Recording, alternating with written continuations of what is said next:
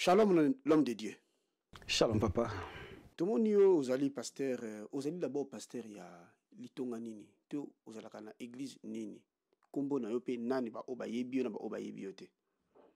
Ah merci beaucoup pour la question na yo, mais je n'ai rectifié le mot le biwana. Il a rectifié le mot le binanga que homme de Dieu ou bien pasteur. Je suis pas pasteur. Nous avons homme de Dieu. Ah bon? Bon, est-ce que awa ndingo yele lo na style biso, oui une étiquette nini alors?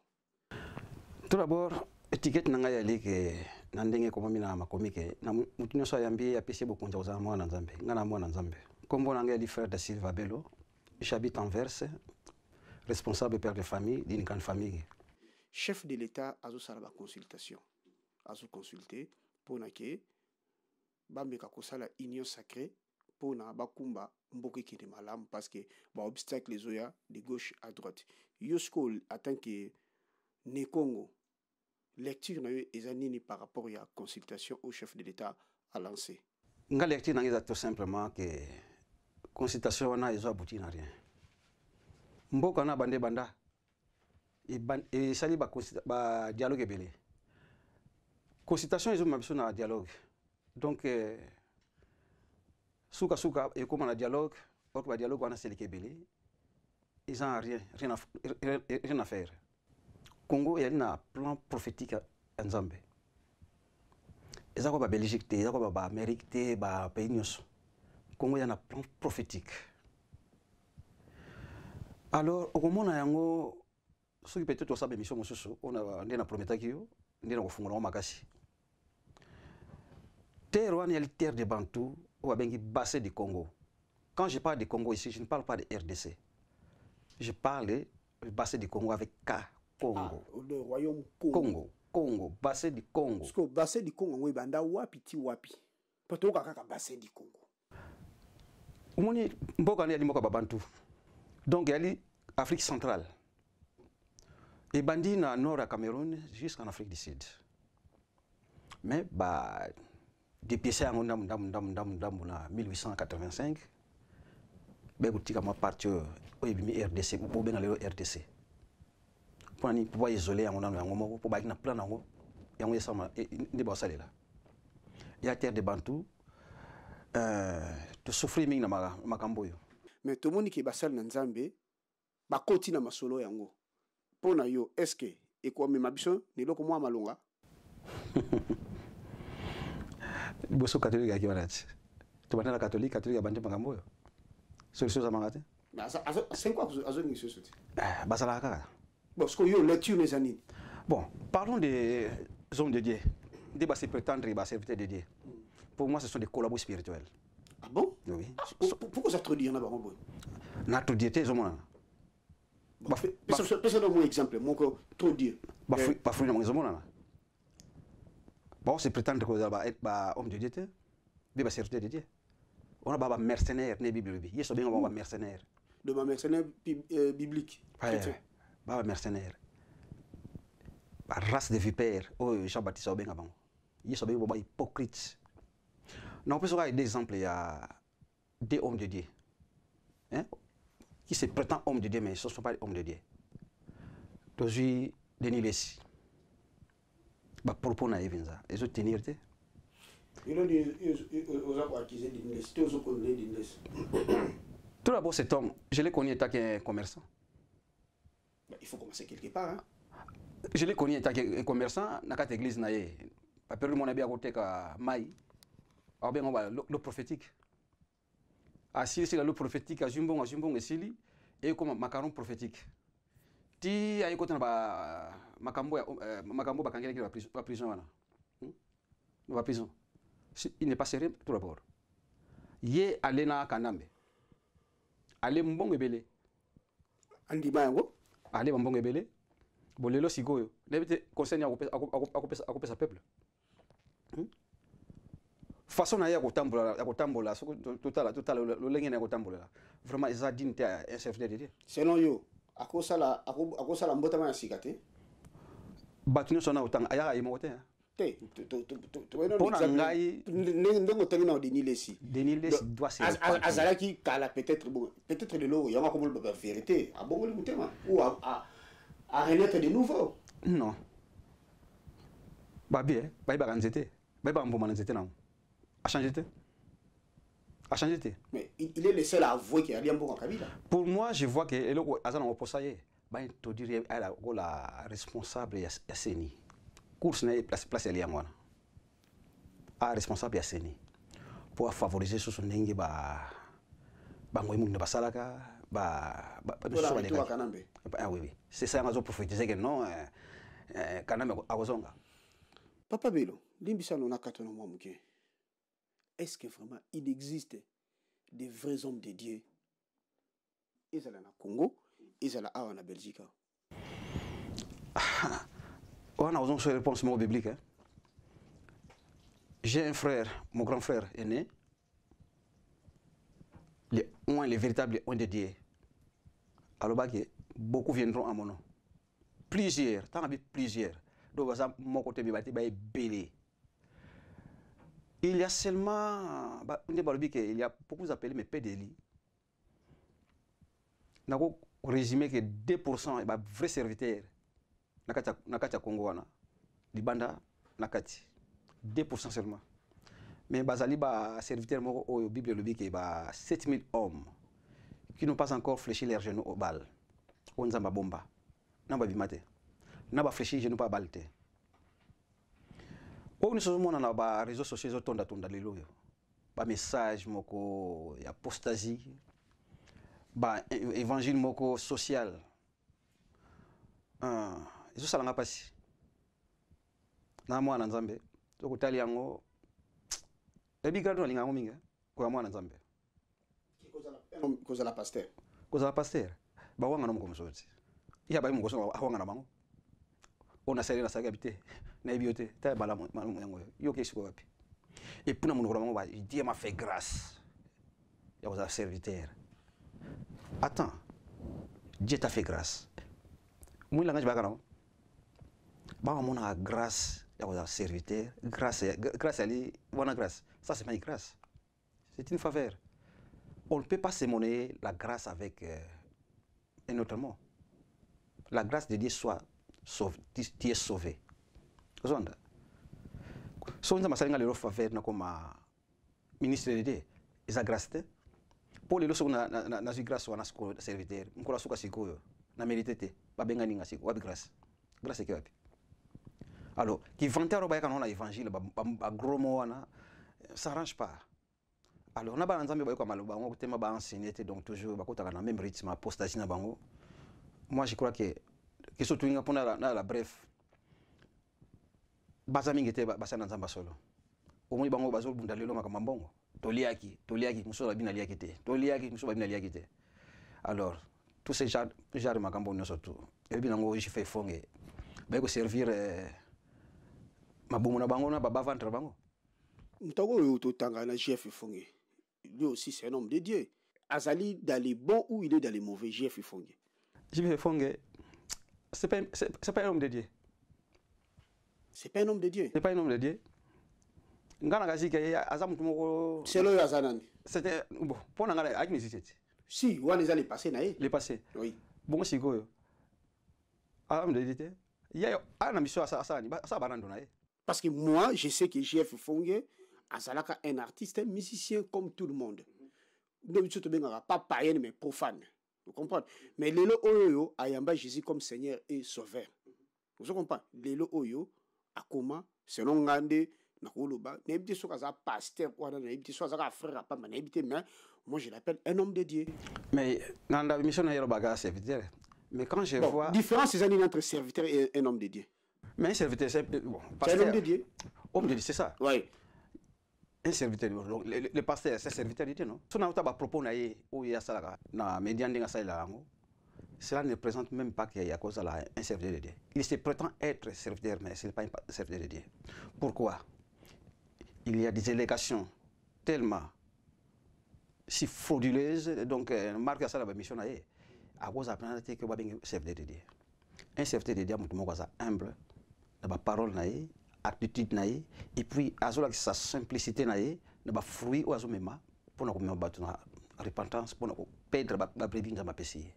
Mais ce côté par contre, auti na makamoni na mukili kuna ya barando. Mais tout ça quand la mukili tizé. Attends, na mukili na mukili. Ndio benga na musique ya mukili, musique mondaine quoi, hein. A mimi yangu kuna ina muti awa. Alors, na éviter ce qui a les cap dans ba structure ou de base pour encadrer à comme à niveau ya zo benga homme de Dieu. Mais ouais les amis, tout ne faut tout na tant qu'il n'a tout ne tout. C'est la raison pour laquelle na Lukakina meka ko so na ye. Na tala ki ba mission moko sala ki na do ba mission moko très donc c'est plus na tata moké. To ba na ba mission na saka chrétien ki yo, africain ki yo, alobela ki yo. Moi je n'ai pas de problème avec j'ai fait fongi na la problème na été tata moké.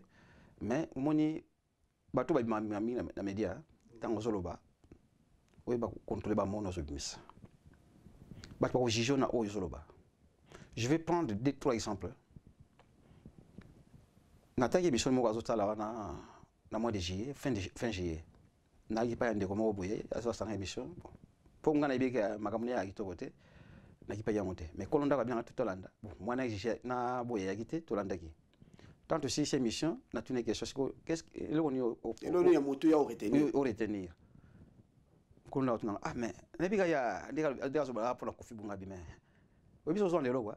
Faut apporter yo quelque chose. Ozolanda. Kolanda lo pour landa te. Na niso Nathalie awa. Ce sont des insultes. Ya ufinga kofi. Ya ufinga Mike Kalambai. Ya ufinga ba serviteur mususu. Or, comme il y a des serviteurs à la lumière déjà, il faut l'accès à la lumière pour aiba ko l'accès au mususu ba bungi nzela. Abani kofinga kofi banda kala, kofinga kofi. Yeza patronaye pour aiba na lilo kofi ndasali. Ozonda. Kofi tasali pour commander ngasali. Mais ouais, on laisse absolument ba révélation que Kofi Asana bakisi, Kofi Asana doki, Kofi Asana gaboye. On a révélation te. Tu bon banda kala. Ozomana. Il y a révélation te. Ou bien baza makamuna Kofi ou ko kolobate. Mais banda pa finga Kofi na bonne appel sa réponse there. Bon do au finga ga oloba makamune belé après sa réponse de koti kana wote. Alors, je vis que na ba Marco Yonde ko se ko mamutna repentance te. Pour mutala ndaye ndenga salela. Tout ça ce sont des bassesses. Mi mazo de la télévision papa pour nous se fleur ba mona ke ya ibi côté ya alobaga mingi alobaga bien o yango te pendeza primordial na makamazambe faut être sincère na pesa en JF moi verset mot biblique pour ngara mona ya te pour asepli sabat mais évangile il y a pour se pesa mutute faut se pesa boson nzambe nanu azwa place na kati évangile. Mais ils ont quand même une abattu belé oyo bazo mona bon peut-être oyo moni mabe ngana ko mona ngo za malamu azana baté milliers de milliers bato balanda ko ba encourager que peut-être ya moni que o azolo ba le fait que bato bazo landa bazo benga a courage quoi c'est que ça bien il y a raison pour laquelle il continue de le faire. Alors il attend que frère naïe ou grand frère ou petit frère ou ndeko je ne sais pas conseil nous ko pesa yi na le temps les versets moi na répondre en place. Au moins, au Balandagaye, ce sont des aveugles toujours comme lui. Un aveugle, à quoi conduire l'aveugle, pas me soutient. Donc l'aveugle conduit l'aveugle. Ah oui. Un aveugle à quoi conduire l'aveugle. Et c'est un mouton à mon rendez à quoi conduire l'aveugle. Un aveugle conduit l'aveugle, ça l'a raté. Bah, propos n'est tout ça. N'a évité, bah, tu Balandagaye, bazoka n'agati. Ce qu'on t'a libéré mission à Yassalaga. Oh, Yassaka, Yagofinga. Oh, bah, vie est belle. Bah, vie est belle. Mais ce qu'on question à Oya Teyaga. Moi, je suis descend. Il y a Rando, au moment où on a l'eau, la session en bien. Donc, les frères ou les serviteurs, GF font guerre. Ils sont serviteurs. Parce que, c'est comme ça. Les serviteurs, GF font guerre. Tant que Rando, tant que au moins 15 000, 20 000 personnes, c'est ça. Parce que ceux qui sont à part, il y a vraiment côté 200 personnes. 200 personnes. Qu'est-ce que tu veux dire par là? Dans la différence, on a 41 000 personnes. On a 200 personnes. On a une différence. Donc, ce sont des païens de Balandaki. Païens Balandaki. Mais, dans les autant les versets bibliques, excusez-moi une minute. Dans 1 Thessaloniciens, wazo makasi mena na posa na epina ni foto elo pona ni pina makasi ngana ye na posa de bana ye nena tanga kanda moko ya de to salense yoka a ilobi boye na Bible lobi na premier 1 Thessaloniciens chapitre 2 verset to bandi na 3.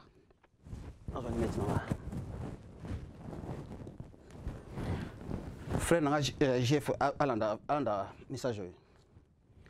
Car notre prédication ne repose ni sur l'erreur. Premier logo. Ni sur l'erreur, ni sur des motifs impurs, ni sur les fraudes, mais selon que Dieu nous a jugés dignes de nous confier l'évangile. Ainsi, nous parlons non comme pour plaire à des hommes, mais pour plaire à Dieu, qui sonde le cœur. Voilà. Cet évangile, tout le monde fraude n'a pas été ni erreur. Tant que vous avez l'erreur, fraude, vous avez la perdition déjà. Mais il y a quelque chose dans la version Balubi. Que évangile et plaire, il faut plaire et plaire Nzambe. Ou à son damité malabiso. Mi bazo na réseaux sociaux. Bazo pour na côté ati baye ba ke frère na teka madame, frère lo baka bien. Ou bien pour na babese na bango, na éviter. Mais ce que moi je fais, tu peux me faire, j'aimerais bien lancer une invitation très si cordiale na frère nanga Ifonge. Na ba contradictoire za nango, ba incohérence ya ba légation na ye. Ce qui m'a dit gozala, ngana ipena to la face à face. Non, là c'est Nzambe ni asambelaka. Parce que j'ai fait les investigations, na ba recherche ngana tali. Cet homme ne sert pas Dieu. Ah bon? So ka Nzambe ana Nzambe mususu. Tango lobi ke soki aza na Nzambe eza Nzambe mususu. Parce que Nzambe mususu ngo Nzambe nini? La Bible dit le diable se déguise en l'ange de lumière. Moi Nzambe ya finga ba kofi. Nzambe ba Moïse mbi. Nzambe ba kalambaye. Nzambe ba mukuna. Ya ba delilesi, ya mpeka Nzambe ya sambelaka. C'est que ça on a réponse. Na posa ne prendre plateau face à face. Asa na posa ba encadrer. Asa na posa encadrement. Asa terre à terre mingi. Ndeko na GF. Na juillet, na sisa ma proponanga. Na qualifié na 3 façons. La première façon, na joué le rôle de ministre éthiopien. Ministre éthiopien, agna cheva nanzela au kenda utanga Bible. Makama utanga zo comprendre ngote moko. Amekia meka utanga zo kokate. Nzamba moni posa na yake mutaza na posa iba makambo azotanga mazo ibate. Nzambe atindeli coup de route sur place évangile nani Philippe abikende côté ya mutwana po makama côté ya bien côté. Philippe tangaye akuta na ye atuni ndeko boni malamu o malamu okende apuna okende boye na mozo tanga Bible. Est-ce que vous comprenez maman tanga abi na comprendre na ndeni soki mutu ako lakisa makama ya te pona comprendre na mona ngo pasi pona ko tanga yango. Nde Philippe azuye wana abandi ko enseigner makambo wana ozaina kati ya Bible akoteya. Tango à comprendre ngomba mo ata na sia moni mai. Abi bon, qu'est-ce qui m'empêche na zo baptême? Ozonda. Abi batisanga ye. O mai wana osenga azo baptême, ai mai mbula ekanga ziba. Mais ministre amikitisi, abi na zo baptême na makambonga oyo te ingai. Ozonda. Alors on va proposer déjà ya JF. À côté à doute na baptême. Bosiko tatouage à baptême. Avant Jésus Koufa, après Jésus Koufa. Ministre éthiopien. Au moins il y a une fausseté déjà. Yami Balé. Nagier le col à un homme de Dieu, comme on est Apollos. Aïbanami Alexandre. Un homme de Dieu fervent de l'écriture. A ôté avec exactitude. Orgueil quand on est dans la terre. Il faut que mkosa otea na kati église otea. Yaki na 2 disciples mbo fande na sima. Do ba mark na soka ba ndimi moka mike kaka. Ba yoki ya nenga te ti tanga église sili ba bendie pembeni ba makambo otea wana bo izalaka te. Ba lakisi siko plus exactitude mamba ba nzambe ndenge zalaka. Correct. Ayo comprendre bi comment ina posa etea na mboka moko boye ba sali lettre moi de dérogation. Baibo yamba sikoyo akomi siko frère na biso sikoyo ayibima kama nzambe bon pona kosukisa na juye susu lokola Paul na ibandeli ya ministère ya Paul tanga zoki na nzela Damas aboma mokonzi na biso le véritable Messie akuta na yabi Paul pourquoi me persécuter abi ozanani abi ya inga ngoboma pourquoi osala bandimi nanga boye sima masolo wana le véritable oint de Dieu atindi na epai Ananias oli atinda epai atikaka fongola ya église pas Pierre matine pas Ananias simple disciple tout dans ba simple kaka nzamba travailler ba simplicité pourquoi tu n'as pas Ananias Ananias a joué à cadrer si ma encadré Paul abandi ko sa ministère abandi ko teya batu bazokweya ubikisa batu vraiment akmoteya tango ateya bi oh ninga kuna natambola ngana nani te wende diete na mesité non sama moko ba Pierre basalaka ba Jean basalaka bon nake prouver ba ngenga pena komi danser e bandakala oh Paul so batala isono bete na Galate na Galate de tango akei kuna abike 3 ans après ake na Jérusalem a dit prouver ba Paul ba Pierre ke ngapi na komi danser na ote ko koleka bino ko danser akumena ndako ya Pierre asala 15 jours na katanda kwana Pierre ayambaye akimaye après 15 jours amuika moyete ayiko zonga na mboka naye abandi ko continue mosala nzamba continue mais après 14 ans mon mbali oyo il a changé ce que nini abi cette fois-ci par la révélation abia monté sur na Jérusalem pour écouter na ba o ba considérer on siko yo donc amekiti siko yo abi no makambo yo ba bandaki ba lipenza et puis ba bengi ba colon ba nani isa Pierre Jacques na Jean tant soit amekiti saki par la révélation nzamba guidé ti amona batu wana siko yo kama bazo basiko on n'est pas na bino pour ba considérer bino bo bandai makambo yo alors na yiko la sabino makambo na ote ya sokeze ya solo na bito sona courir en 20 makambo na ote yango te donc ya on a sabino bo makambo na ote ba bi exposer na makambo ote ya ndengene ndaba ni ko exposer makambo yango ate ya ti à ce moment sikoyo Pierre Jean na Jacques ba pesier ba benga maître d'association ba bi exactement mamote ya wana donc ba yiko ya ko ba consacration ba consacrer sikoyo ke makambo ya yango comme apôtre mais moi maman tanga bandaki à 3 ans ambenga apôtre mo or 3 ans plus 14 ans ça fait 17 ans que Paul ndé ba yiko reconnaître na ba colonne on yesu atikaka ezande mo lelo mwake lelo mundi mabandi na bandeki le bandeli abandi na mbunda 3 mois modération pasteur le ministère yango muni ba jife fong bazana mo na ebite so bazana père spirituel za cadre na foi na ebite mazo senga posa ba encadrer atika ba dira so sala wana amute soki azui privilège bien faveur ya ko zala mwana nzambe isa mabete maibate o bazana ngambwana ba pena privilège ya koma bana nzambe ni kofi ata kofi azando ki azam tumabe nzamba osali fa faire un jour ndenga sala ki passa Saul hein akoma Paul kofinga ba fali benjir moko même nake kotala na ba témoignage abike non kofi azwa kaya akena na kisasa ayo fanda pa ya